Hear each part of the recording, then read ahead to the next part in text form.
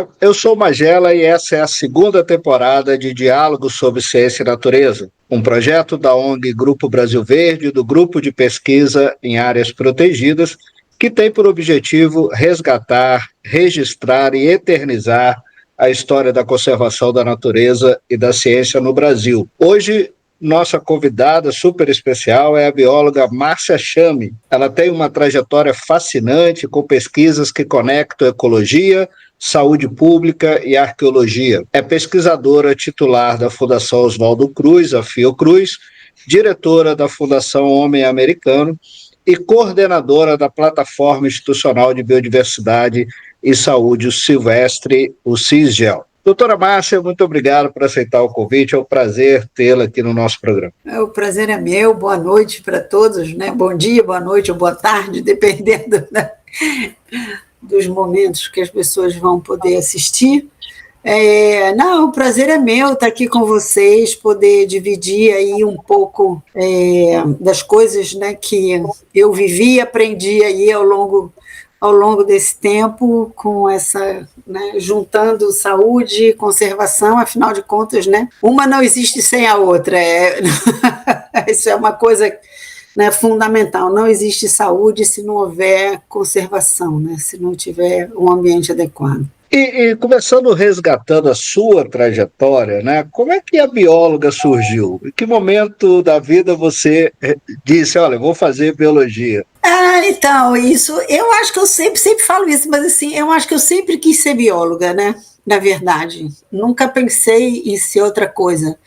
Eu venho de uma família, meus pais eram escaladores, e, portanto, desde a infância, a gente sempre teve uma relação com a natureza muito grande. Então, a gente, desde pequena, acampava, saía para acampar, fazia caminhadas, né?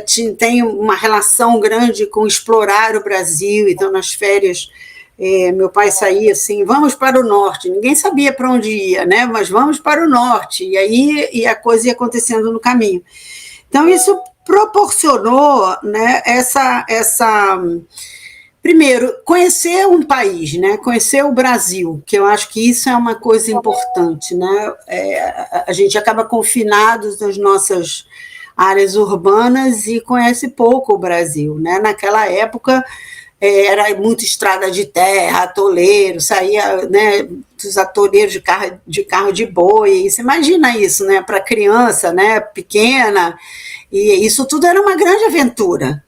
E uma relação sempre que a gente sempre teve muito com os animais. Então, a gente sempre teve gato, teve cachorro, mas a gente sempre acabou cuidando do dia, assim, a gaivota que ficou na praia com a asa quebrada, levava para casa para cuidar da gaivota. Então, assim, sempre teve uma relação com os animais muito grande.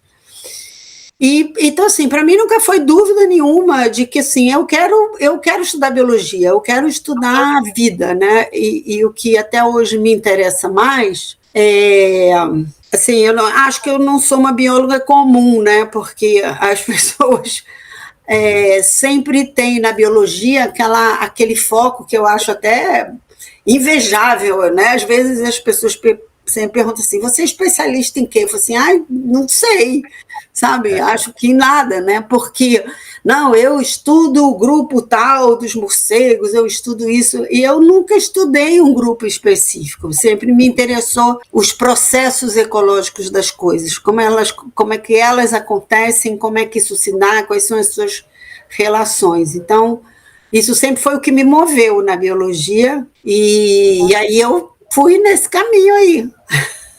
Mas você queria mesmo era ser bióloga marinha, não é isso? Como você foi parar na parasitologia? Então, isso foi uma coisa muito engraçada. A vida dá umas voltas, né? Que é assim, que é impressionante. Eu acabei passando para a Universidade Santa Úrsula, que era uma universidade privada no Brasil naquela época, que tinha assim, um dos melhores cursos de biologia que a gente tinha. Realmente um curso incrível, um curso de dia integral, com aulas à noite, a gente começava às 7 da manhã e terminava às 9. Era um curso que a madre superiora, né, a chanceler das Ursulinas, ela era bióloga. Então, ela fez do curso de biologia, né, a joia daquilo que ela queria de formar. Então, era um curso, a gente fazia muito trabalho de campo, embarcava, era muito incrível. E eu sempre tive uma relação com o mar também muito grande, de velejar, de fazer coisas na praia, né? Então, eu sempre tive essa relação com o mar. E na minha cabeça eu queria ser bióloga marinha. Eu entrei, fui fazer faculdade, eu falei assim, eu vou ser bióloga marinha, era isso que estava na minha cabeça. E eu tive muita sorte, né? Sempre falo isso, porque na época que eu fiz o curso, era a época da ditadura, né? Os grandes pesquisadores, né? Assim, muitos dos pesquisadores da Fiocruz, na Fundação Oswaldo Cruz, que foram caçadas, a Madre Fátima colocou esses pesquisadores como professores de dedicação exclusiva dentro da universidade. Isso os protegeu, né, de todo o momento político que se vivia naquela época, e nos deu de presente, né, pesquisadores de altíssimo nível, como professores na graduação, dedicados, né, 40 horas para um curso de graduação, além de muitos outros professores também naquela época com 40 horas. E por conta de que ela também tinha uma relação muito grande com a questão da biologia marinha, Santa Úrsula sempre teve um foco muito grande da biologia marinha, ela trouxe os professores que eram do Departamento de Hidrografia e Navegação da Marinha Branca, né, da Marinha da Pesquisa. Então, todas as nossas disciplinas de oceanografia física, geológica, todos eles eram oceanógrafos. E durante essas aulas, um dos nossos professores era o comandante Ferraz, da base da Antártica. E que naquela época, ainda por cima, era o diretor de pesquisa da Marinha, do Instituto de Pesquisas da Marinha, né, que tinha Arraial do Cabo, que até hoje tem, né, aqui no Rio, como uma área de pesquisa da Marinha e tal.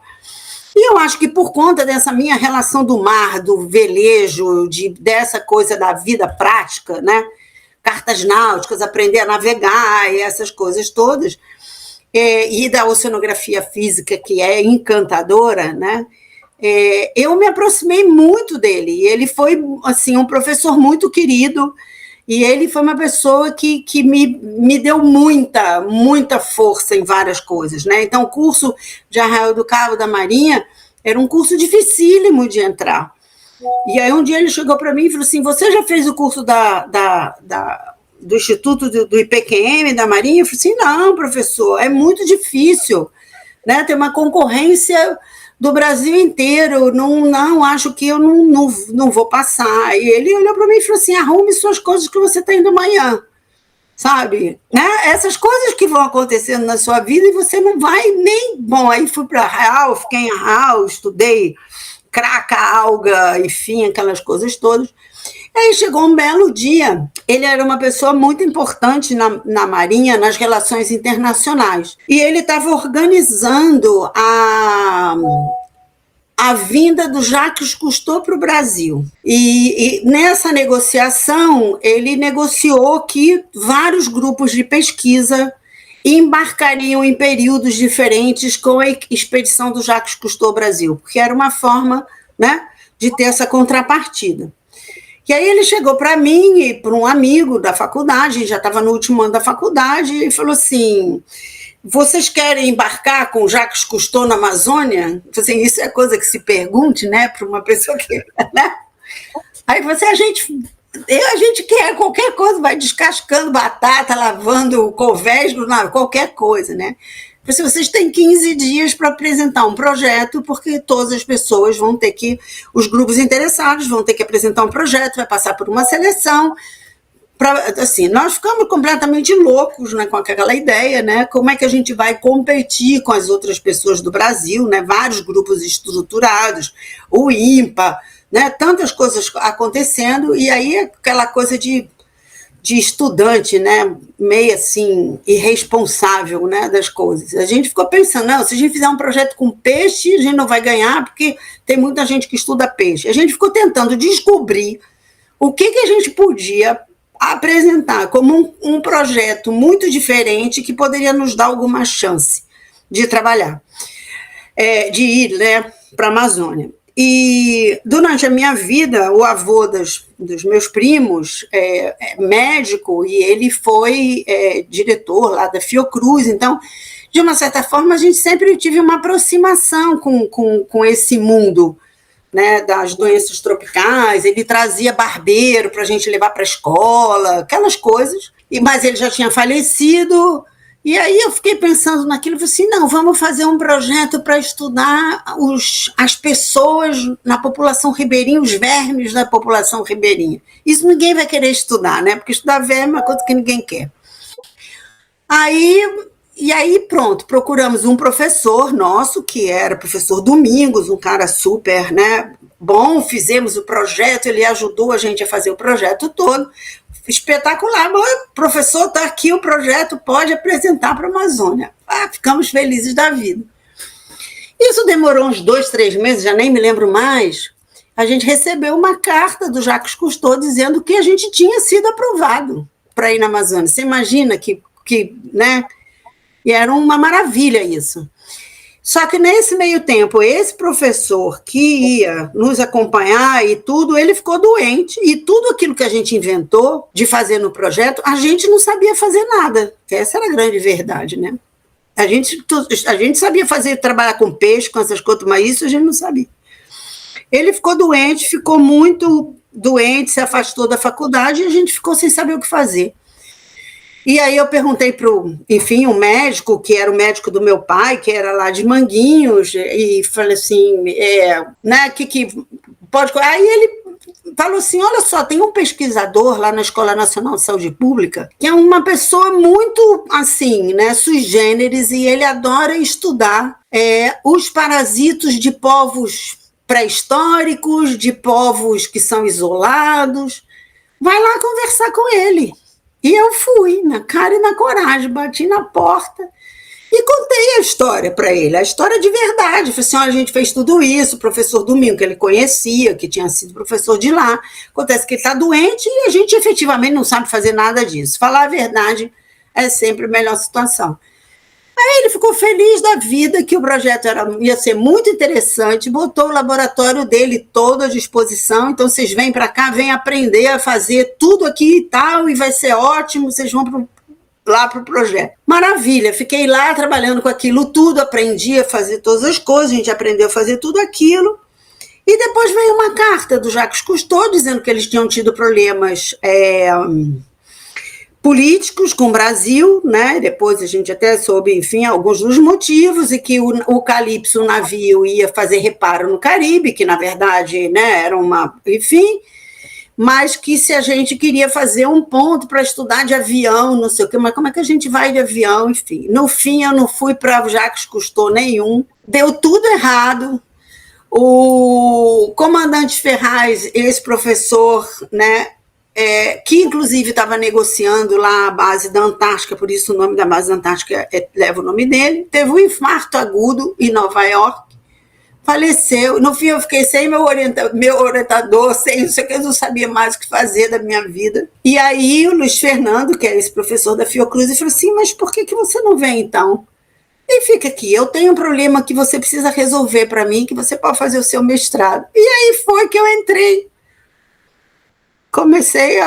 Fui parar na Caatinga, né, do mar, até onde um dia já foi mar, mas nunca mais teve nem água, né, que dirá. Então, eu quero entrar nessa história dessa sua relação com a Caatinga e tal, mas antes, você tocou num assunto que eu acho que é interessante a gente conversar a respeito. Essa coisa de ser mais generalista, né, de se preocupar com os processos ecológicos, processos biológicos, é realmente raro, né? As pessoas se especializaram muito, elas tendem a essa especialização. Mas você não acha que isso, de certa forma, dificulta esses especialistas a entender um pouco da história natural das espécies, das suas relações ecológicas e, consequentemente, nos afasta um pouco da conservação? Assim, hoje eu sou convicta que sim. Eu acho que a gente tem que ter, claro, né, as especialidades, elas são fundamentais, né? A gente tem avanços importantes na ciência, das pessoas que se dedicam a objetos muito específicos, e eu acho que isso é fundamental.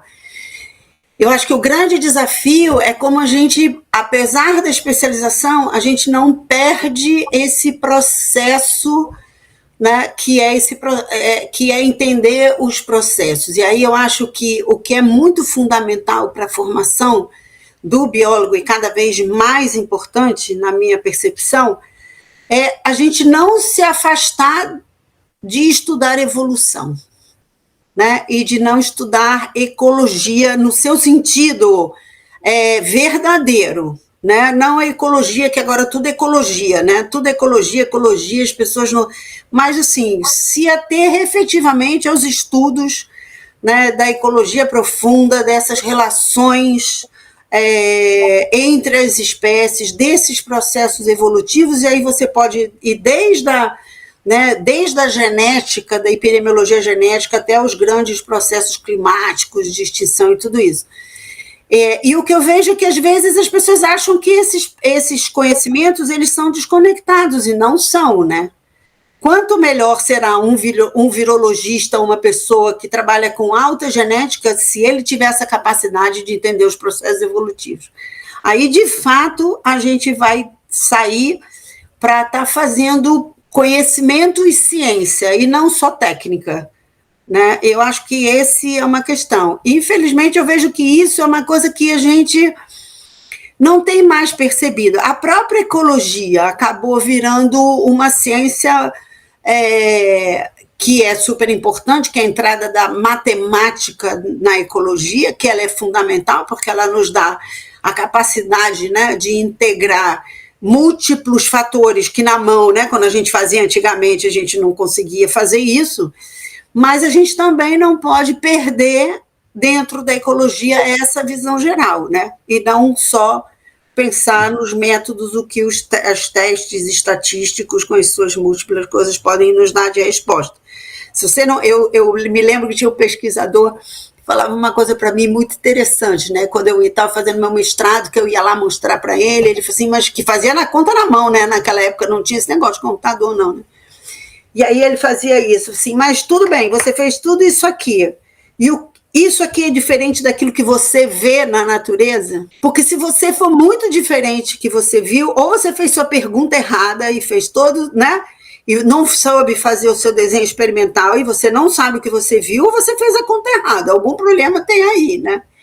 E é bem verdade isso, né? Na verdade, a gente tem que ver as coisas no campo, né? Tem que botar lá, eu sempre digo, tem que sujar a bota, senão não... Tem uma frase que eu acho que é sensacional, né? Que diz que na prática a teoria é outra, né? Às vezes, né? Às vezes a gente passa por isso. Mas você não foi com o Jacques Cousteau para a Amazônia, mas o mundo te deu a oportunidade de se aproximar de Nied Guidon na Caatinga. Fala um pouco dessa aproximação, como ela era. Nós queríamos muito ter entrevistado a Nied também, não deu tempo, mas enfim. Como era conviver com ela? Então, a minha aproximação foi engraçada, porque, quer dizer, assim, eu fui trabalhar, então, com esse pesquisador, que é Luiz Fernando Ferreira, que era, assim, uma pessoa, né, espetacular, um parasitologista incrível, que estudava isso, né? O que ele queria entender era o fenômeno do parasitismo com a migração dos homens para a América, né? Como é que as doenças chegaram na América? A grande pergunta dele naquele momento, né, quando eu cheguei no grupo, ele estava lá, a pergunta era, a xistossomose veio da África ou ela já existia no Brasil? Né? Veio com tráfico escravo ou não? E eu falei assim, bom, mas como é que a gente resolve essa pergunta? A gente encontra essa pergunta. Bom, o ovo do xistossoma é muito fácil da gente encontrar nas fezes, é um ovo grande, né, um ovo fácil de ser reconhecido e tal. Bom, então, vamos procurar os arqueólogos e vamos ver, então, quais são os vestígios que eles encontram nos sítios arqueológicos, porque eles já vinham estudando isso com um pesquisador britânico que foi estudar as múmias do faraó, né? E descobrir de quem que os faraós morriam, né? Então, ele vinha com essa pergunta. Bom, então, nos nossos sítios arqueológicos, a gente não tem as mumificações, né, como são as mumificações egípcias, a gente tem corpos que são mumificados naturalmente, mas não integralmente, parcialmente e tal. Mas nos sítios a gente encontra os coprólitos. Coprólitos são as fezes, né,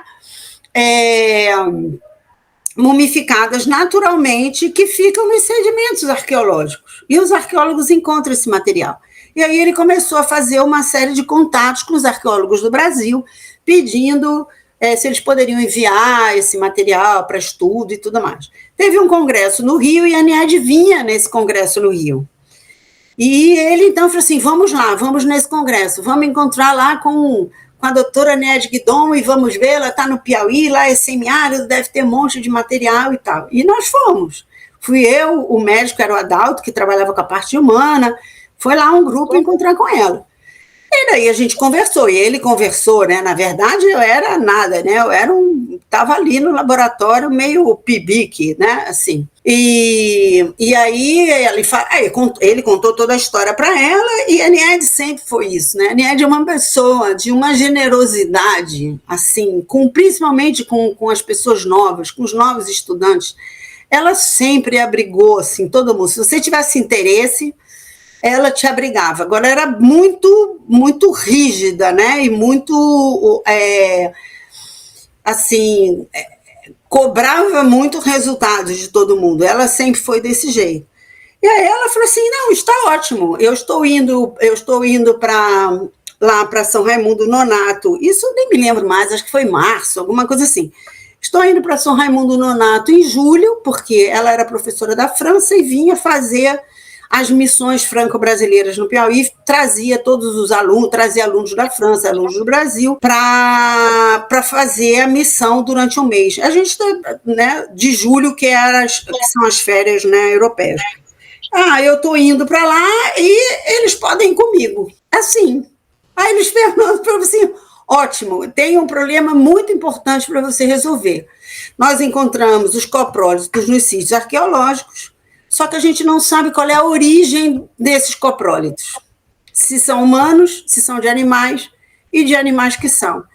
Então é isso que você vai lá descobrir. Você vai descobrir de quem são esses cocôs todos, né? Na verdade, essa era a pergunta. E foi isso que aconteceu. Aí eu fui para lá, fiquei lá um mês, participando daquilo, que foi uma das melhores coisas que aconteceu na minha vida, porque a Nied hoje, né, quer dizer, assim, arqueóloga, mas ela é uma arqueóloga que ela veio da história natural. Ela não veio da formação da história. Então, a visão dela do homem naquele contexto era uma visão de uma historiadora natural. Então, com ela veio um botânico, veio geólogo, veio hidrogeólogo, veio antropólogo. Então, assim, a equipe era a equipe multidisciplinar que ia para o campo, junto em cima de um caminhão que largava todo mundo no mato, na segunda-feira e vinha buscar na sexta. Então, aquela convivência, né? Assim, eu pude aprender coisas incríveis, né?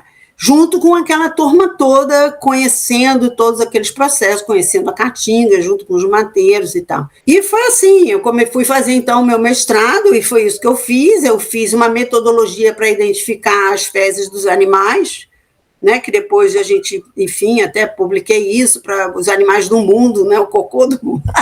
É coisa muito engraçada isso. E aí comecei, né, toda essa trajetória com ela, né, e ela sempre foi uma pessoa que me acolheu muito, né, que vinha sempre me perguntar o que você está fazendo, quais são os seus resultados, trazia as coisas para mim, né, olha aqui, achei esse coprólito, vou te dar, não sei o quê. Então ela sempre foi uma pessoa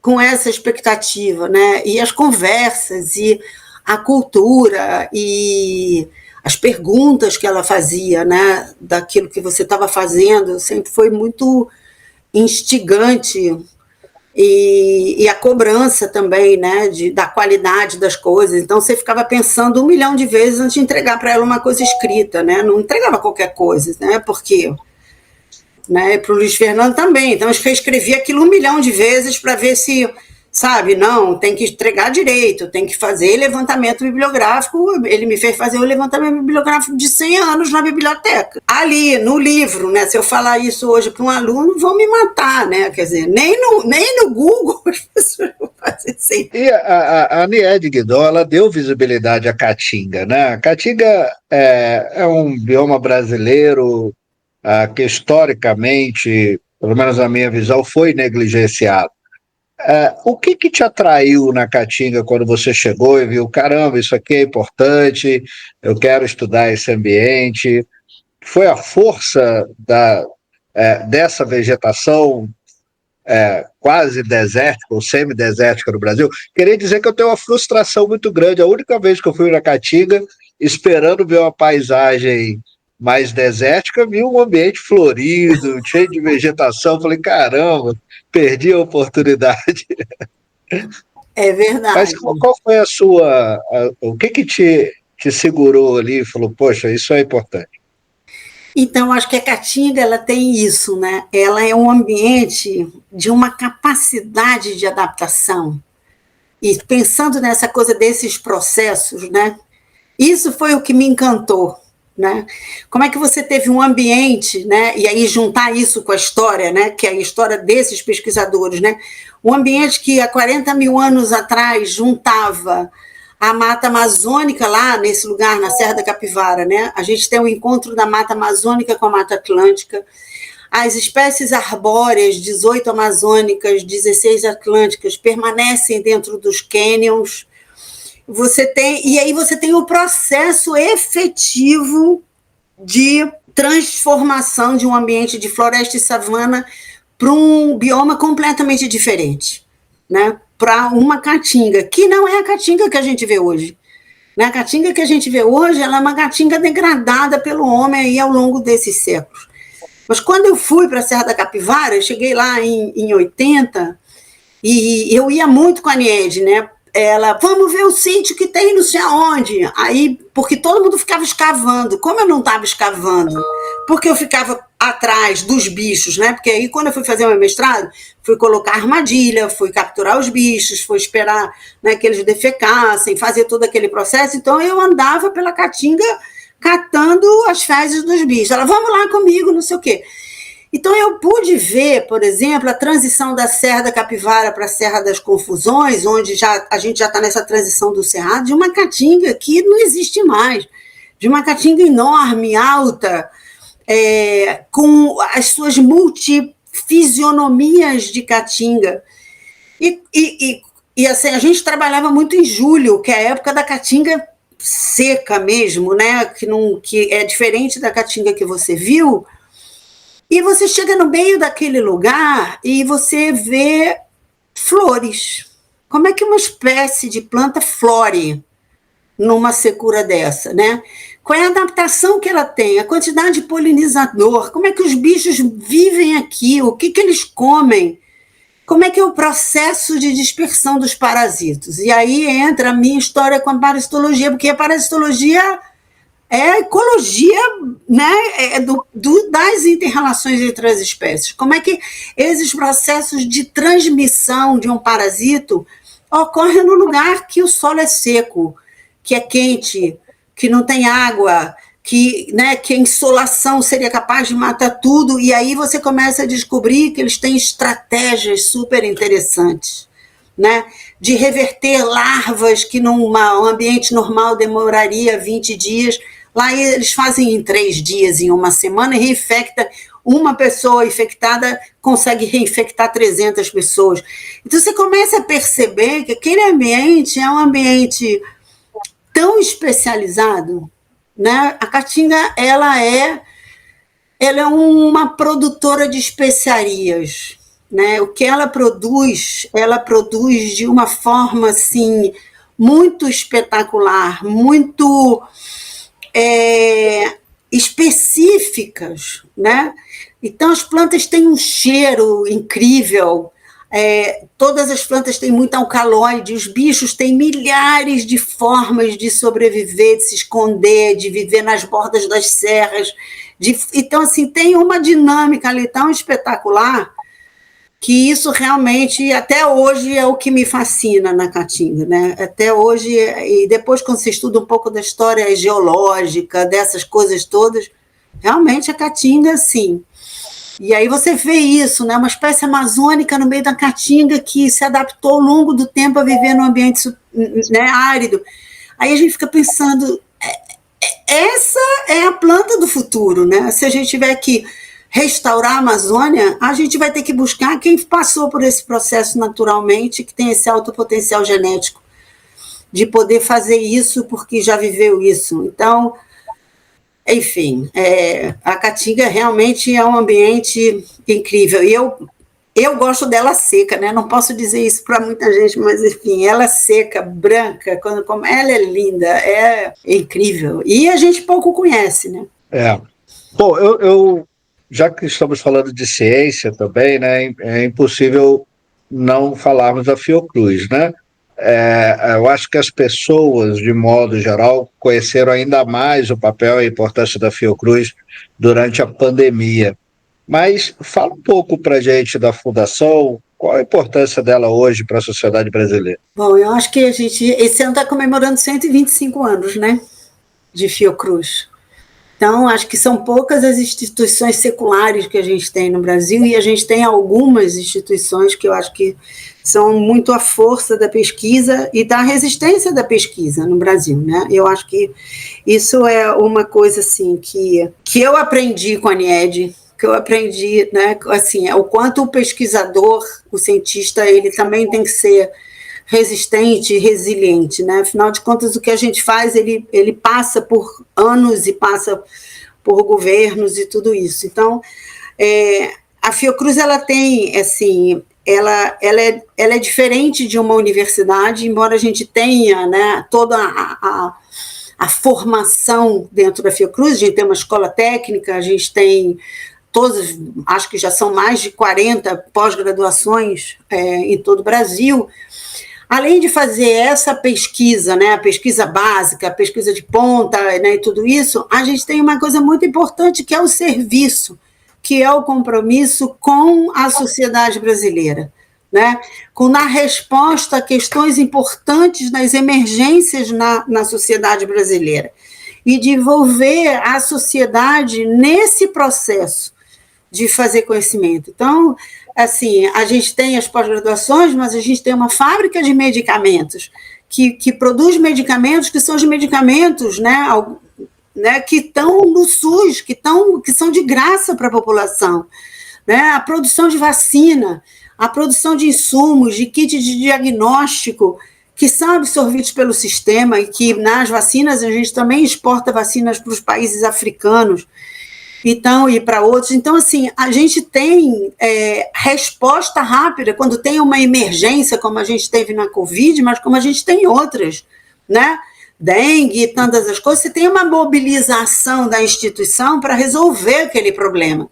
Então, não é só aquele grupo que estou no meu laboratório, que eu estudo isso, o outro estuda aquilo, cada um vai estudando. A gente também tem isso. Mas a gente tem esse compromisso, sabe, em dar uma resposta rápida, fidedigna, e a melhor resposta que a gente pode dar para a sociedade.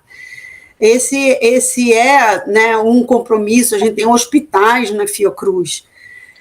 Então, assim, é uma instituição com múltiplas. Não é fácil de entender a Fiocruz, não. A Fiocruz é uma instituição difícil de se entender, por causa dessa multidisciplinaridade que ela tem.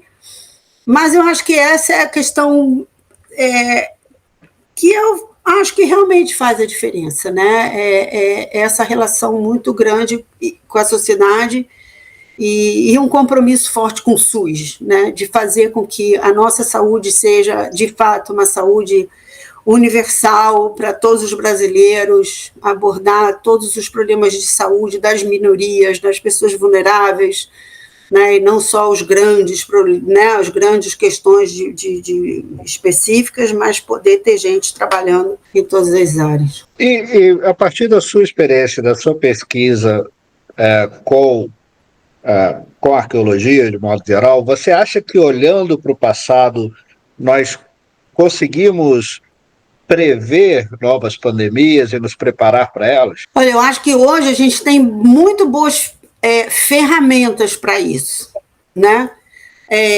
Hoje o CIGEL, né, que você falou quando você me apresentou, que é o Sistema de Informação em Saúde Silvestre da Fiocruz, na verdade, ele nasceu de uma experiência, né, lá na Serra da Capivara, quando a gente começou. E aí depois, né, eu fui entrando muito na questão efetivamente do parque, né, porque o parque foi criado em 79 e muita coisa foi sendo feita dentro do parque. A Fundação Museu do Homem Americano, né, que a NIED criou em função disso, porque a gente tinha recursos para pesquisa naquela época, recurso da França, a gente depois recebeu o recurso da FINEP e tal, para fazer isso, mas era impossível. Como é que você estuda num lugar? Ela tinha muitos equipamentos, a gente nunca teve problema de equipamentos, porque ela sempre conseguiu, a França, né? Porque a França tem essa coisa da missão arqueológica no mundo todo, então ela sempre batalhou muito por isso, mas sempre conseguiu, porque o nível de exigência também era mega alto, né? Então, ou se trabalhava com a melhor teodolito, ou não se trabalhava, ou se fazia isso. E quando a gente chegou nessa região, ela chegou, né, depois a gente, era um lugar tão pobre, sabe, com situações assim, absurdamente, as pessoas eram miseráveis de verdade, sabe? Era você chegar num povoado que era no meio do parque, hoje não é mais, das crianças morriam com grau de subnutrição 5, né? Aquela coisa que você pode começar a dar comida que não tem mais, não reverte mais. O nível de insegurança era absurdo, sabe? A pobreza era enorme, e nas escavações, ela sempre contratava as pessoas para vir ajudar nas escavações, para carregar o carrinho de mão, para peneirar, para fazer as coisas. Então, a gente sempre teve uma relação com a comunidade do entorno, que era uma relação muito, muito importante. A gente levava soro antiofídico, que se fosse picado de cascavel morria, porque não tinha, a gente levava, enfim. E por conta dessas questões de não conseguir o recurso direto para a pesquisa, a gente aí fundou a Fundação Museu do Homem Americano, que é uma fundação para a ciência, de fins científicos, criada por pesquisadores, né, que tinham as suas instituições de pesquisa, cada um da sua instituição de pesquisa. E aí a gente começou a fazer, assim, como é que você cria um parque nacional se as pessoas morrem do seu lado? Não tem sentido isso, não vai ter conservação nunca. Né? Se o cara precisa caçar para viver, se o cara precisa derrubar para botar lenha no fogão dele, como é que esse parque, com essa riqueza arqueológica e natural, vai sobreviver? Então, a gente fez um super projeto naquela época, que era um tripé, né? Educação, saúde e atividades não predatórias. E a gente trabalhou nisso durante muitos anos. Então, a gente teve 5 escolas, com quase 4.000 crianças, em volta do parque, essas escolas todas, formando as pessoas para fazer tudo o que a ciência precisava. Ser um agente de campo, saber fazer o mapeamento com teodolito, saber fazer todas as coisas que ela precisava de gesso em volta das peças, moldes e um monte de coisa, fazer trabalho de campo com a gente, fazer tudo isso, e isso foi, né? E fizemos um grande projeto da apicultura, porque é uma região de enorme produção apícola, um mel maravilhoso, orgânico e tudo isso. Conseguimos recurso para fazer isso. Anne Marie, que hoje é presidente da fundação, conseguiu naquela época recurso para fazer isso. A gente da Fiocruz foi lá para fazer todo o trabalho da saúde, então fizemos formação de agentes de saúde, naquela época isso nem existia. Atualização com as parteiras. Em 2 anos a gente zerou a mortalidade infantil no Piauí, naquela região que a gente estava trabalhando. Né? Isso sem... A gente levava vacina do Rio... soro caseiro, sabe assim, não tinha muito dinheiro nessa história, não. Mas tudo bem, e o parque? Como é que ficava o parque? E os bichos? O que a gente fazia com esses bichos? A gente não sabia fazer nada. Aí eu sempre, né, trabalhava já com os bichos, com todas as coisas, fiz o manejo dos pontos de água lá, usando o modelo pré-histórico, essa é uma história legal também. E aí eu falei assim, vamos fazer então um projeto de monitoramento daqui. Mas como é que a gente vai fazer isso se não tem ninguém aqui?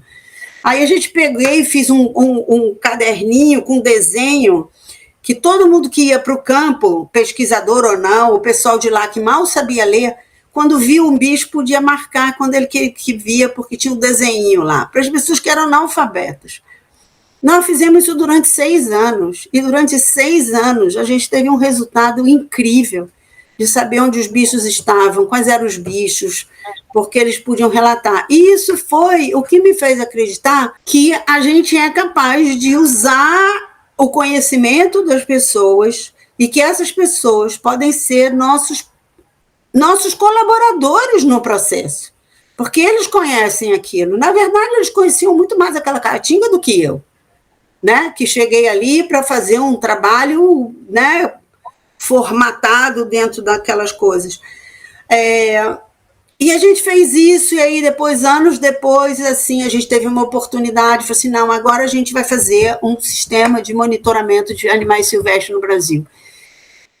E qual é a lição disso tudo que eu vejo, né? Todas as pandemias, epidemias começam com surto, e eu acho que essa é a chave da questão. Se a gente conseguir usar nosso conhecimento, as nossas forças de trabalho, tanto da conservação quanto da saúde, para identificar esses surtos, aonde eles estão, como é que eles se relacionam naquele lugar, quais são as espécies envolvidas, que ambiente é esse.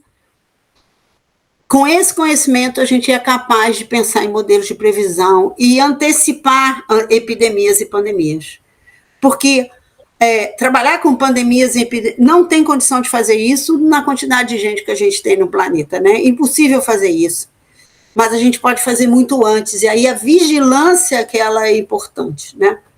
E por isso que esse sistema é de vigilância participativa, qualquer pessoa pode participar, qualquer pessoa tem a capacidade de dar informação, e a gente tem que arrumar um jeito de lidar com essa informação da melhor maneira possível, né? Essa experiência que você contou de aproximação com o conhecimento popular, né, das pessoas do local, também é uma raridade, né? Existe um certo distanciamento da ciência desse conhecimento tradicional. Talvez esteja melhorando nos últimos tempos, né?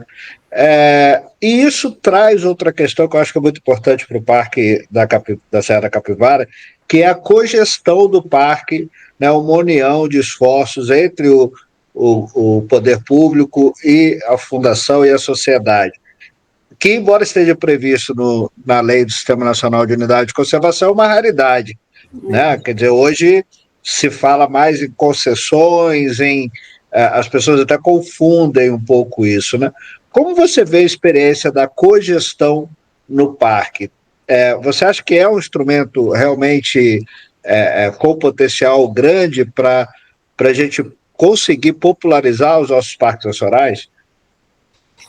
Olha, a nossa experiência, ela é uma experiência assim, né? Uma coisa que a gente tem que pensar, né? Quer dizer, hoje, né, o nível de maturidade que a gente chegou, a gente também tem que pensar que são lá 40 anos, né? 50 anos de um trabalho numa determinada região com um grupo de pesquisa forte, mas na frente de tudo isso, uma mulher como a Niede, né? Então, assim, tem questões que são importantes nesse processo. A cogestão, ela começa, e, na verdade, assim, a gestão do parque, ela iniciou muito com a Niede fazendo a gestão, a fundação fazendo a gestão. Então, assim, se você for hoje ao Parque da Serra da Capivara, toda a infraestrutura que ela tem lá, ela é uma infraestrutura de captação de recurso da Niede, da fundação, da Ana Maria, das pessoas que estão na fundação, e não do governo brasileiro, né? O governo brasileiro, depois desse processo, investe sim na manutenção, né, nesses processos todos, mas o início, a guarita, o centro de visitantes, as estradas, tudo isso era dinheiro de captação, recurso de múltiplas fontes, né? Fontes internacionais, Banco do Brasil, Petrobras, mas governo japonês, governo da Itália, o BID, né, deu bastante recurso com esses projetos sociais que se fez no entorno, que, na verdade, criou o quê? Criou uma zona de proteção, né? Então, o investimento, a geração de renda, a melhoria de vida das pessoas no entorno do parque é efetivamente aquilo que protege o parque, né? Esse é efetivamente o que acontece com isso, né, que a gente tem lá hoje. E eu acho que ele é um modelo de cogestão interessante, talvez não seja tão fácil de aplicar assim, porque como nós somos uma fundação de ciência, né, a gente hoje tem um termo de parceria com o ICMBio, a gente recebe recursos do ICMBio para poder fazer uma série de atividades que são especializadas, como, por exemplo, a conservação dos sítios. Hoje, não é qualquer pessoa que vai fazer uma conservação de um sítio arqueológico, são arqueólogos que fazem isso, são pessoas que estudaram a vida inteira, né, para desenvolver qual era o melhor método de não desprender uma placa com pintura, como é que é o processo de monitoramento dessas pinturas ao longo do tempo, os reservatórios de água que hoje nós temos no parque. Nós fizemos um grande projeto de manejo de água, utilizando o conhecimento pré-histórico para fazer isso. Então, você vai chegar lá, a gente tem os caldeirões que são limpos, são naturais, a gente limpa de tempos em tempos, a gente tem os bebedouros. As pessoas olham aquilo e falam assim, isso é uma coisa... Não, tudo aquilo que tem ali, ela foi construído com conhecimento científico. Então, se a borda de um bebedouro ela tem 35% de inclinação, é porque 35% de inclinação vai permitir que todos os animais bebam água e não se afoguem. Então, assim, não é uma coisa feita de qualquer jeito. As passarelas dos sítios arqueológicos, elas têm uma distância das pinturas, que é a distância para as pessoas não colocarem a mão, que é a distância para o flash da fotografia não chegar. Então, assim, não é fácil falar isso para as pessoas, né? E nem é fácil, embora a gente tenha uma quantidade absurda de pesquisa nos parques nacionais do Brasil, a gente não consegue transpor esse conhecimento produzido para a gestão do parque. E como era a gente que estava fazendo essa gestão, para nós era uma coisa muito natural, né? Eu não precisava passar esse conhecimento para alguém que não sabe o que eu estou fazendo, para fazer aquilo que a gente podia experimentar, e a gente errou. A gente errou. Quantas coisas a gente fez, viu que não dava certo, e a gente foi fazer de novo, foi procurar as melhores técnicas, né? E foi procurar mais. Hoje as pinturas são escaneadas com 3D, com laser, com nanopixel, para tirar profundidade. As pinturas rupestres, a gente tem uma arqueóloga química que foi estudar a composição das pinturas, para saber como é que poderia, né, fazer aquela mesma composição para fazer uma pingadeira. Então, assim, como é que a gente faz isso, né?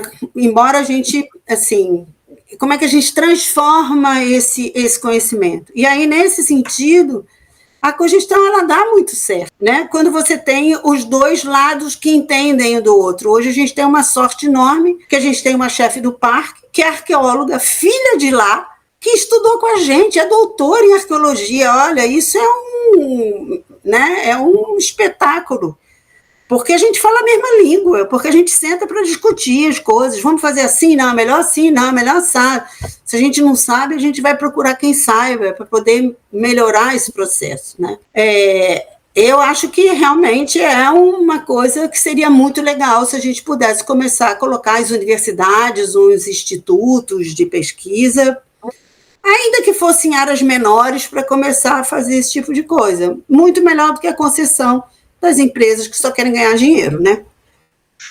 Certeza. Aproveitando, convidar aí as pessoas que estão assistindo, nós estamos criando a Aliança das Ciências pelas Áreas Protegidas, né, que é uma aliança de grupos de pesquisa, de universidades, e nós, nesse momento, estamos com o nosso primeiro evento, junto com o ICMBio, né, mensalmente uma palestra com pessoas indicadas pelo ICMBio e debatedores indicados por nós, exatamente tentando aproximar essa produção científica do dia a dia da gestão que realmente foi tão distante nos últimos anos, né? Eu sempre digo que nós estudamos muito nos parques nacionais, mas nós não estudamos os parques em si, os seus desafios de gestão, de planejamento, e acho que a gente está tendo agora a oportunidade de fazer uma reflexão sobre isso.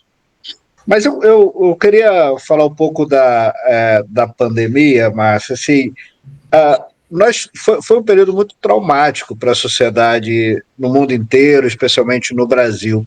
E nós tínhamos muito essa perspectiva de que pós-pandemia as pessoas mudariam de comportamento, né? Nós viveríamos numa outra sociedade, talvez buscando uma maior reconexão com a natureza. Como você tem visto esse pós-pandemia? Quer dizer, nós estamos realmente...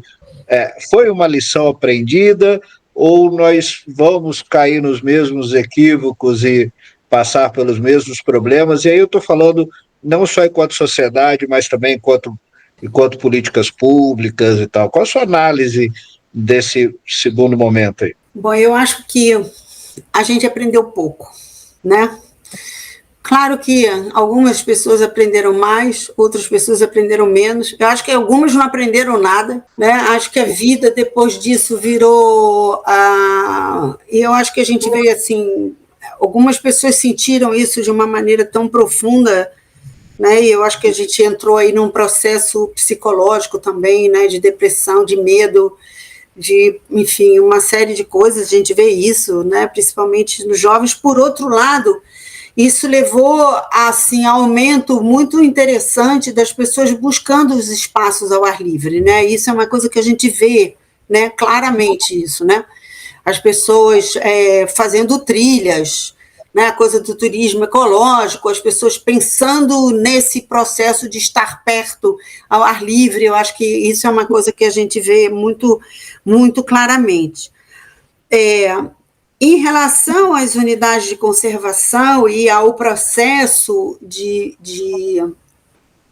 conservação do Brasil, bom, aí a gente tem várias questões, né, que são assim, importantes. Um é o descasamento complicado, né, entre o que se espera do desenvolvimento do país, né? Então, aí vem todo o peso do agro, que todo mundo acha que vai salvar o Brasil de todas as fomes, quando, na verdade, né, a gente sabe que tem aí um processos complicadésimos que a gente não consegue conversar e chegar né, que é a questão do uso de agrotóxicos de uma maneira absurda. O Brasil é o país que mais consome agrotóxicos. Os estudos mostram a quantidade de cânceres relacionados à questão do uso de agrotóxicos, não só câncer, mas uma série de doenças reprodutivas e psicológicas, neurológicas, enfim, não faltam estudos nos mostrando esse tipo de coisa. No entanto, a gente nega isso, né? A sociedade finge que não vê.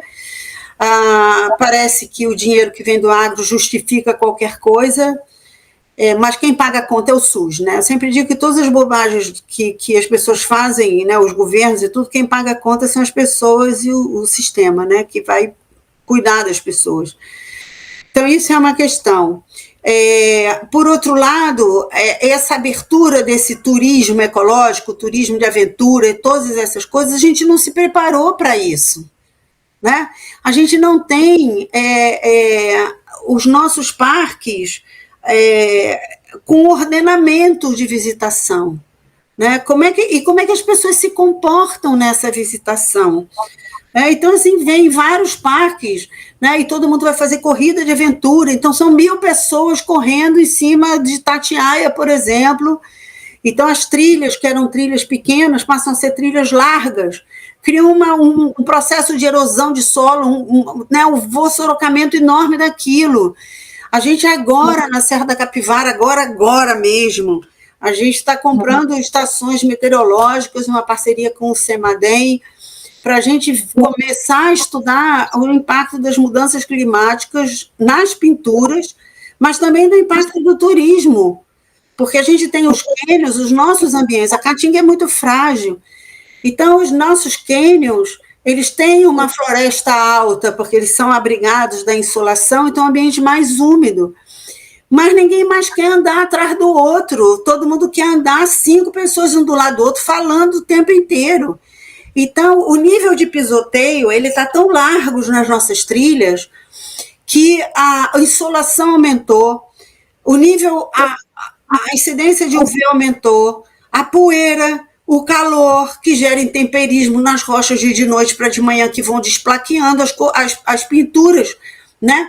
Então, a gente começa a avaliar a pintura no processo de perda de cor, e elas estão lá há 16 mil anos. Como é que em 10 anos a gente compromete? Então, a gente está fazendo um estudo agora, começando super sério, para a gente poder ordenar isso. A gente está num processo do plano do uso público, mas o plano do uso público tem que entender que o uso, a principal missão de um parque é proteger sua biodiversidade. O turismo, ele é o convidado. E como convidado, ele tem que respeitar as regras. Mas quais são as regras? Então, como é que a gente estuda? A gente tem que estar preparado para isso, né? A gente tem que trazer vários estudos para entender esses processos das trilhas, fazer com que as pessoas entendam isso, porque isso também é outro problema, né? Não adianta você ter regras se as pessoas não cumprem. E a regra pela regra ninguém cumpre, né? Porque a gente sabe que as pessoas não cumprem, mas se elas entenderem o porquê, se ela entender que eu não posso sair pisoteando uma espécie que vai demorar 80 anos para crescer e fica 10 anos com 20 centímetros. Se eu pisar em cima dela, ela não vai crescer. Então, esses tempos na natureza, eles são os tempos tão diferentes, né, entre as pessoas e tudo, e eu acho que esse agora é o nosso desafio, né? Os parques nacionais, eles... Uma vez eu vi isso de um diretor dos parques nacionais da Argentina, e eu fiquei muito chocada. E ele me disse assim, no fim de tudo o que sobrar na natureza estarão dentro dos parques nacionais. E eu falei assim, não é possível. E hoje eu acho que ele está certo, sabe? Porque talvez destruam o resto todo. Então, os parques nacionais, a gente também tem que proteger. E as pessoas têm que entender que nem em todos os lugares elas vão andar em todos os lugares. Porque tem lugares que elas não podem andar. Sinto muito, mas eu tenho direito de andar. Não, sinto muito, não tem. Sabe? Porque são lugares tão especiais que você pode aprender em outro lugar. É claro que as pessoas podem ir, mas com outra visão, mas não esse turismo de massa, que agora, né, o turismo virou como se o turismo fosse dar uma fortuna para o Brasil, que até vai dar mesmo na praia de Copacabana. Mas, e vai lá ver o lixo que eles deixam lá, que ninguém sabe o que faz com aquele monte de lixo. Então, assim, a gente também tem que pensar em todas essas coisas para buscar um meio do caminho, um processo cauteloso, ordenado e com muito conhecimento, né? Esse é um dilema realmente complexo. Você citou a Argentina, que é um país que a sociedade abraça os parques nacionais. Nós não conseguimos, na minha opinião, isso ainda no Brasil, né, que a sociedade veja os parques nacionais como um patrimônio a ser protegido, né, e conservado. E atrair o público é um desafio, porque vem de tudo, né? Você citou um exemplo aí, eu vou citar dois. Os corredores de aventura. Eu estava exatamente em Itatiaia com os meus filhos de 6 e 10 anos fazendo trilha e foi impossível, eu tive que parar porque era tanta gente passando correndo de um lado para o outro que não perdeu a graça, né? E outra experiência péssima também que tem sido é o pessoal das motos, né? Estava lá na Serra da Canastra, tentando ver o pato mergulhão num lugar que nós descemos e de repente parecem 2 pessoas de moto ali, né? Esse contraste entre, olha, nós queremos a sociedade mais próxima da natureza, mas, como você falou, não pode ser de qualquer forma. Isso tem a ver com a educação? Quer dizer, a gente precisa investir mais não só em educação ambiental, mas em educação no senso amplo, para a sociedade entender esse patrimônio? Eu acho assim, né? Eu sempre... é complicado, mas eu disse, se a gente tivesse uma excelente educação, a gente não precisaria da educação ambiental, né? Porque a educação ambiental ela está dentro do processo de educação, né? Que é o processo do respeito. Eu acho que as pessoas não entendem e é difícil, né? Porque esse mundo ele é tão antropocêntrico, né? E as pessoas cada vez mais acham, né? E aí algumas coisas, né, que a gente vai trazendo, né? Os recursos naturais. Não tem recurso natural, né? Recurso é aquela coisa meio econômica, né? Recurso é aquilo que eu uso. Mas, né? Então, assim, a natureza está ao meu dispor para usar o que eu quiser, o quanto eu quiser da natureza, né? Os parques nacionais estão virando parques temáticos de diversão. Isso não é um parque natural, né? A gente usa um modelo, eu sempre falo, tenho muitas críticas em relação a isso, que a gente sempre acha que o modelo americano de um parque nacional, ele é um modelo de parque nacional. Não é, isso é um parque temático.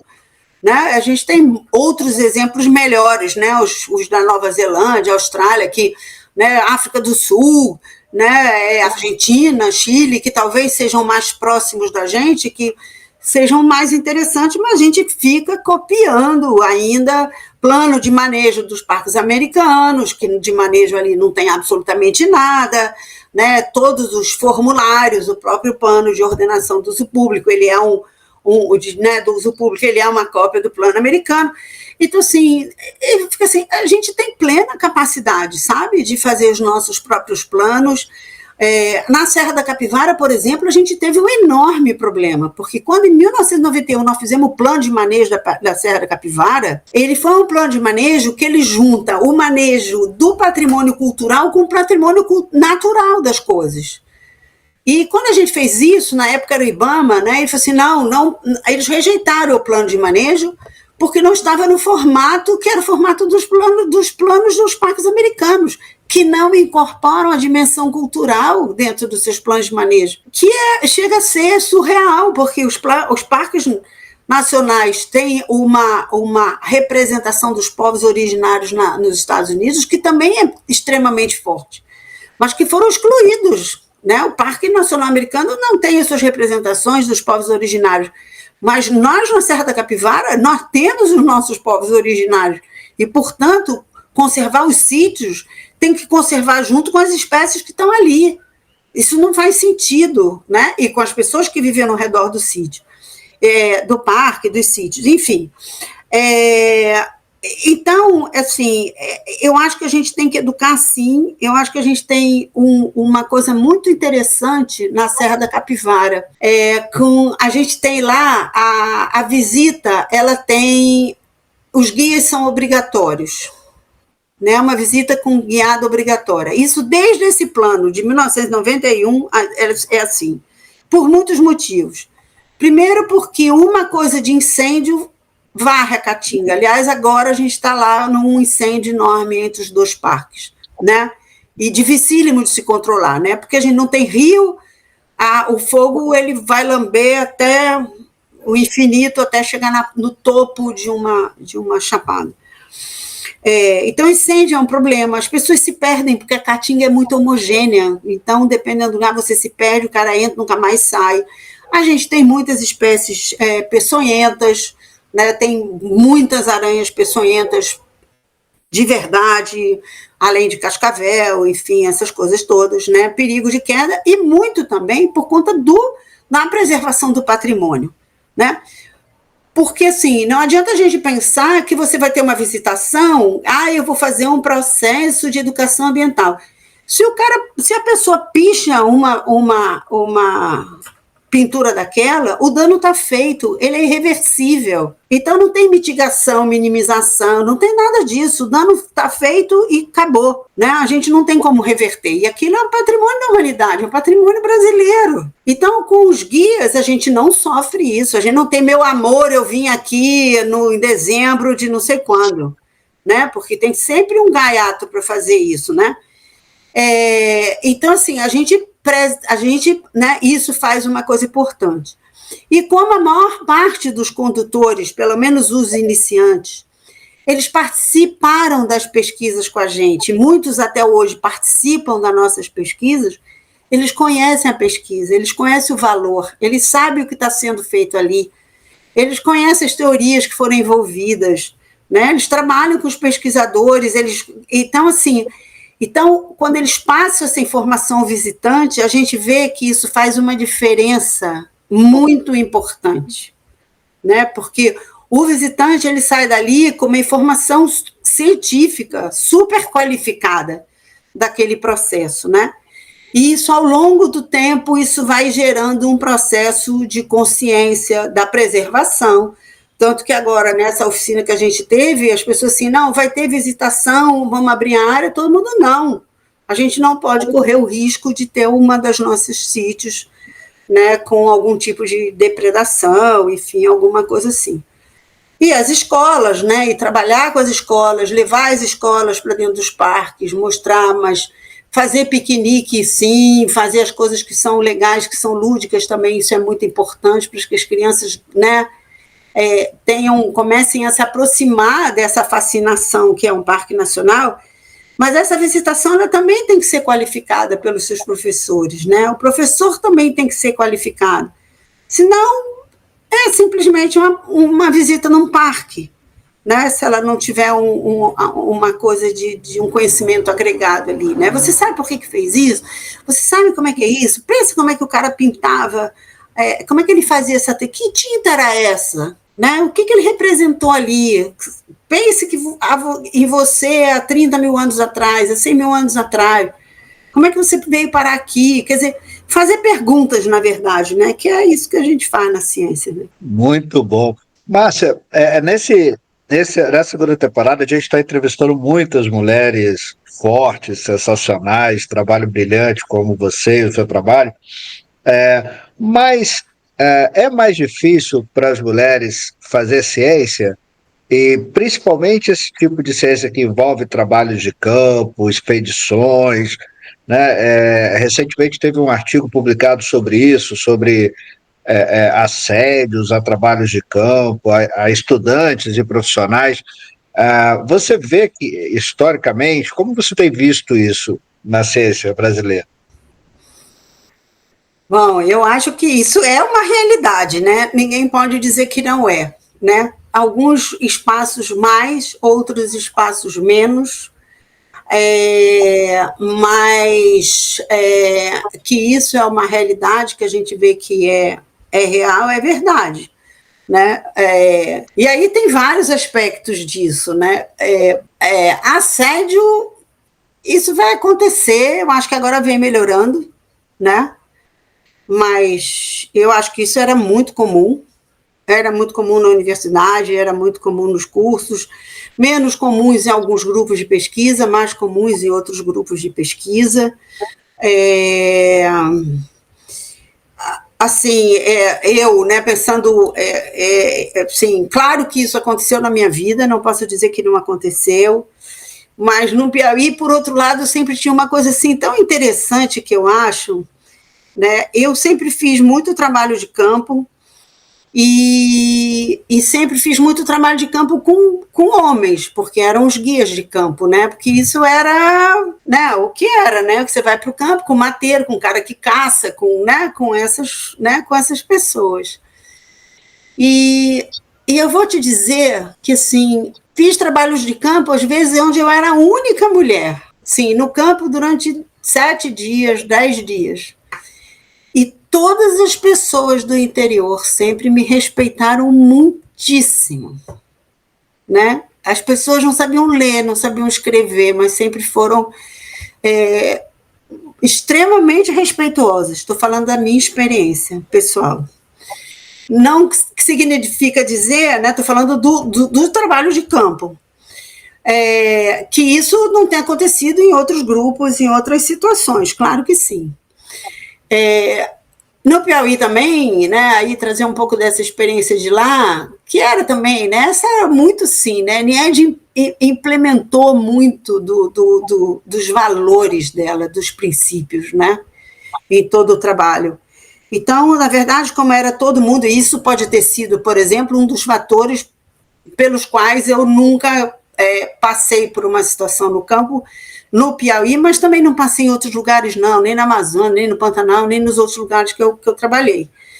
Mas a gente também, como mulher, a gente também ganha esse empoderamento, né? A partir do momento que você tem atrás, né? Como eu tive muito jovem, ela traz, né? Com essa retaguarda de que jamais aconteceria essas coisas assim. Ela sempre impôs muito respeito.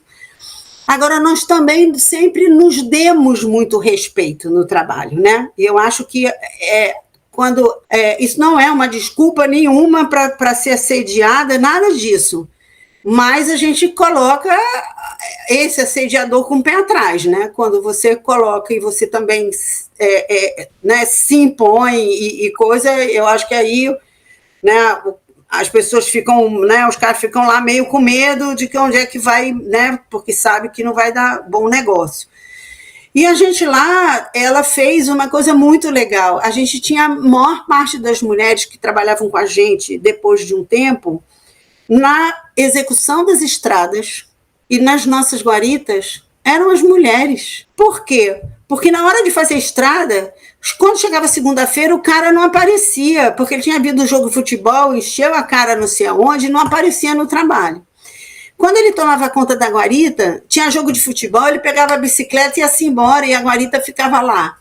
E aí, um belo dia, ela deu uma bronca lá em todo mundo, mandou todos os homens embora e fez um negócio que é sensacional, que tem lá até hoje, que é pegar todas as mulheres em situação de violência doméstica, em vulnerabilidade, tudo. Então, essas são as nossas guariteiras. E você encontrava as pessoas fazendo as estradas do parque, os aceros do parque, e eram as mulheres trabalhando. Isso deu uma mudança na sociedade, assim, muito importante. Elas passaram a ganhar o dinheiro delas, passaram a não depender dos maridos, então os maridos começaram a respeitar as mulheres por conta disso, né? Porque elas tinham emprego, porque elas tinham a grana delas e porque elas eram respeitadas, né? E respeitadas por uma pessoa como Niede, né? Que então é outro nível das coisas. E a gente nesse bolo, a gente também se beneficiou, né? Como pesquisadoras, a maior parte das pesquisadoras na fundação são mulheres. E você fala assim, isso aqui é um matriarcado, só tem mulher em todo quanto é canto, entendeu? Agora é mais difícil quando você pensa que você vai ter uma família, que você vai ter filhos, que você vai para o campo, mas o teu marido tem que ficar com os filhos, né? Então, isso também não é uma coisa fácil, né? Você tem que fazer uma negociação ali, né? Para poder falar assim, olha, agora eu vou para o meu trabalho de campo e as crianças estão na tua conta aí, né? Então, né, agora esse é o meu trabalho, amanhã eu vou viajar. E aí, como é que ficam as crianças? Com você, e é você, né? E mestrado e doutorado com criança, enfim, é óbvio que é muito mais pesado. Legal. Você sabe que muitos estudantes de biologia assistem às nossas entrevistas, participam, né? Que mensagem você deixaria para essa pessoa que está começando agora, que quer se transformar numa pesquisadora do seu nível, que quer realizar esse sonho de estar trabalhando na natureza? Por onde esse estudante começaria, na sua opinião? Então, eu acho, né, assim, primeiro eu acho que você tem que ter liberdade, assim, você não pode abrir mão da sua liberdade de pensar as coisas que você quer fazer. Acho que essa é a primeira coisa, né? A gente vê todo mundo muito conduzido no processo, né? Você vai fazer sua faculdade, aí você pensa lá, e assim, como eu pensei que ia ser um negócio, virei outra coisa completamente diferente do que eu imaginava. Nunca pensei na minha vida. Depois foi até muito legal, porque hoje estou dentro de um projeto que é o Fio Antar, e fui parar na estação da Antártica, que tem lá a foto do comandante. Eu falei assim, meu Deus, fiquei tão emocionada, né? Voltei, né, no tempo, voltei para um lugar que eu gostaria muito de estar. Então, acho que isso é uma questão importante. Nunca abra mão de você ter a liberdade de pensar coisas novas e nunca imagine, né, que aquilo que você está pensando como novo não pode ser feito, né? Mas, né, também não pode ser uma coisa aloprada no meio do caminho, né? Que também não adianta ser assim. Então, a Niede um dia falou isso para mim, assim, quando você pensa, a gente nunca, como é que ela falou? Ela falou assim, a gente nunca chega, quando a gente tem uma boa ideia, a gente nunca chega para falar que a gente pensou numa boa ideia. a gente amadurece essa ideia e leva a ideia pronta. E fala para essa pessoa do que eu preciso para colocar, né? Você não precisa, inclusive, você não precisa dizer que você precisa de alguma coisa. Você mostre aquilo que você quer fazer, mostre aquilo como você quer fazer, né? Que essa pessoa vai poder identificar aquilo, como é que ela pode te ajudar a fazer. Nunca peça nada para as pessoas fazerem. Mostre como é que você quer fazer, como é que você vai fazer, né? E abra sua cabeça para poder receber essas críticas e poder, né, se alimentar desse processo. E eu acho que é isso, sabe? Eu acho que é você pensar em coisas novas, não ficar com medo de apresentar as coisas novas, mas também não apresentar qualquer bobagem, né, que vem na sua cabeça, né?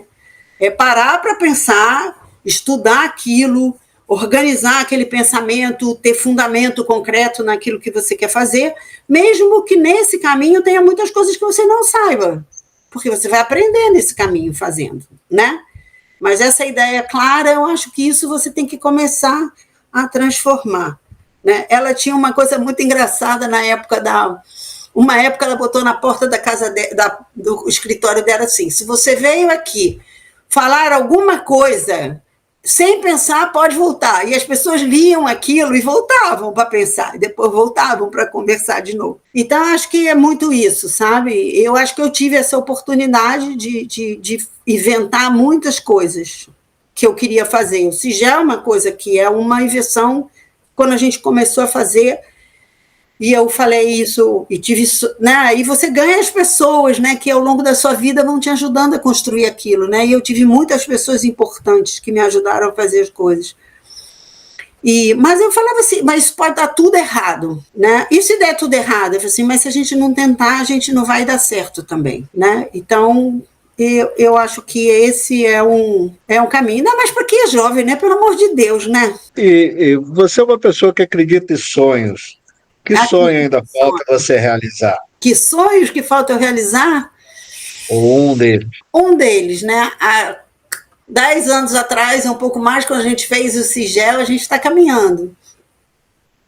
A gente não tinha um sistema nacional de vigilância de animais silvestres no Brasil, né? Um sistema que a sociedade pudesse nos ajudar, que qualquer pessoa nesse país com o celular na mão pudesse nos dar uma fotografia, pudesse nos dar a informação daquele animal, se ele estava doente ou não, ou sadio, porque a gente precisa muito dos sadios, e que isso pudesse gerar dados que pudessem apoiar políticas públicas de vigilância, que a gente pudesse antecipar, identificar surtos, porque as pessoas não precisam morrer primeiro, né? Hoje, todo o sistema, alguém tem que morrer primeiro para que alguma coisa seja feita, e esse alguém pode ser um animal, mas também pode ser uma pessoa, né? Então, que se a gente, com esse conjunto de conhecimento, nós pudéssemos identificar anormalidades, buscar as pessoas que são capazes de fazer bons diagnósticos, e a partir dali fazer modelos de previsão, pensar em políticas públicas envolvendo saúde, ambiente, agricultura, pecuária, essas coisas estão todas interligadas, é o que hoje a gente, né, vem chamando aí da saúde única, que para mim é saúde. A saúde, se ela não for de todos, não é saúde, né? Ela vai ter doença em algum lugar. E o sonho era que a gente tivesse isso como um sistema no Brasil, que o Ministério da Saúde pudesse efetivamente amarcar isso como sistema oficial, para a gente poder ter essa lacuna de informação dentro do grande sistema que é o SUS, e que cada vez mais, com as mudanças climáticas, a gente vai ter essas aproximações entre as pessoas e os animais, que é maravilhosa, mas a gente precisa saber fazer isso, a gente precisa conhecer esses processos para a gente se preparar para eles, para a gente não ser pego de surpresa, como a gente foi pego de surpresa com a Covid, como a gente está sendo pego com o Oropost, como as várias coisas que vêm acontecendo. E eu acho que a gente está nesse caminho, a gente está quase lá, mas isso é uma coisa que eu queria, sabe, para me aposentar, né, para eu poder fazer um monte de coisa legal que eu também quero fazer, né, aí passear pelos parques, fazer, né, um monte de coisa bacana. Que legal. Márcia, muito obrigado pela sua atenção, sua gentileza, essa conversa gostosa, esse registro importante para a história da ciência no Brasil e obrigado aí pela doação do seu tempo, que é sempre muito precioso, né? Espero que você tenha gostado e Sempre tomara legal. que a gente tenha a oportunidade de conversar mais outras vezes. Muito obrigada, Magela, muito obrigada. Acho que assim, é super bom. Eu acho que essas oportunidades, né, da gente tem, eu sempre falo isso, todo mundo vai fazer entrevista com o pesquisador, aí vai fazer a entrevista do que ele publicou, mas ele publicou, qualquer pessoa que tiver interesse lê, né? Mas como é que se faz ciência, né? Na verdade, dá tudo mais errado do que dá certo, só que isso a gente nunca conta para ninguém, né? As coisas que dão errado, porque a gente aprende em cima das coisas que dão errado. Então, dá certo também, mas enfim, né? Então, acho que humanizar um pouco também essa ciência, né? Nenhum de nós é uma pessoa diferente de qualquer outra pessoa, nenhum conhecimento que a gente acumula ao longo da vida, né, é maior do que o conhecimento das pessoas que não sabem ler, que estão na roça, só que aprenderam de uma outra forma, o método científico é diferente, e isso é muito legal, né? Mostrar isso para a turma que está começando e não desanimem. A vida pode dar uma cambalhota, mas às vezes a cambalhota, né, te põe em outro lugar que vai ser legal também, enfim. É isso. Muito obrigada, Magela. Obrigada aí a todo mundo. Obrigado, Márcia. Pessoal, esse foi mais um diálogo sobre ciência e natureza. Na semana que vem, estamos de volta com mais um convidado ou uma convidada. Um abraço, até mais.